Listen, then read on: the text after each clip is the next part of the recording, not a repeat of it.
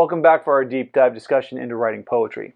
Back in March, we discussed how to write the ever somber elegy.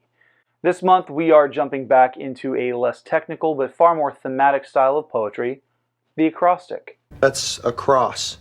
Across from where? An acrostic is a style of poetry that writes out the theme or focus of the poem in some fashion, typically vertically, and then using the letters of that focus word in each of the lines of the poem.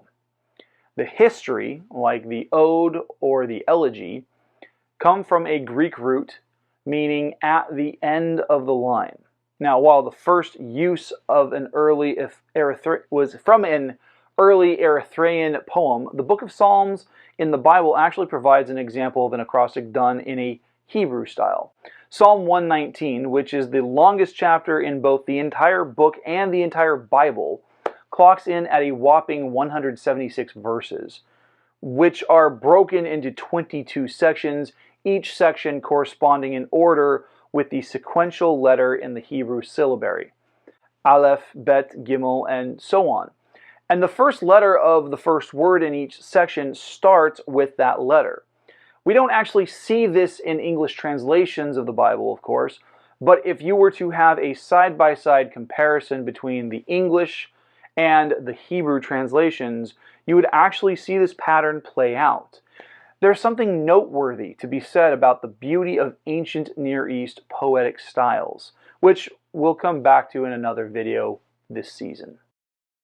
That being said, I'm going to provide you with 4 steps for writing an acrostic. These tips come from and have been adapted from an online article that I have linked below in the video description. So step 1, choose a subject or theme for your poem. You want to have a specific topic in mind. The more specific, the better. If you're writing the poem as a gift for someone, use that person's name as the focus and use each letter in the name to highlight a trait about them that you want to elevate or praise. Or if it is a topic that elicits a different emotion, write in response to that emotion in the topic and use each line to be specific in how you express those feelings. My topic for my example is fatherhood, which I'm going to write vertically in my paper. Step 2. Brainstorm words and phrases related to the subject. Drum up a list of at least 10 of those connections, which emotion it makes you feel, its appearance, its importance, any additional sensory details. For my list, I'm going with words and phrases that are intrinsic to my relationship with my son, as well as drawing inspiration from the relationship I have with my own father. Step 3. Pick a word to use for the first letter of each of the lines.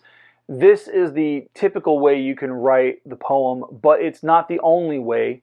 If you plan it right, you can actually orient the letters of the theme word at the end of the lines, or in the middle, or running diagonally across the poem.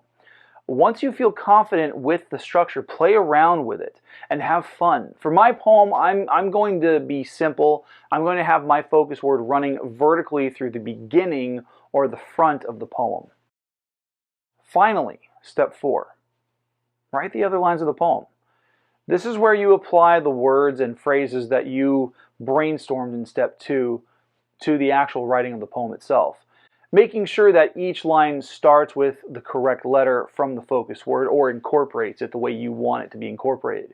It's important to understand that while acrostics can feel remedial or too simple, they aren't just the poems of amateurs.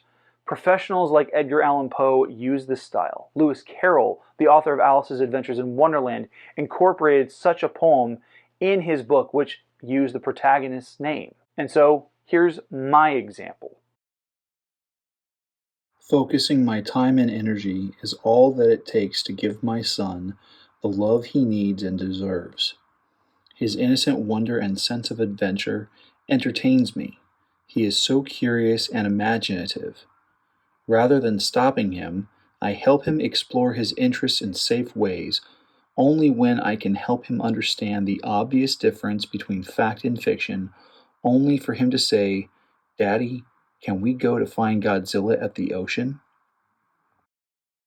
Now this is the point where I provide you with a writing prompt. I'm going to keep it simple. Choose a focus word that's important to you, and write it vertically where each letter will be the start of a line. Once you have it written and revised, share it in the comments section, send it to me on Instagram or X at gkj_publishing, or email me a copy at gkjpublishing@gmail.com. I'd love to offer you feedback.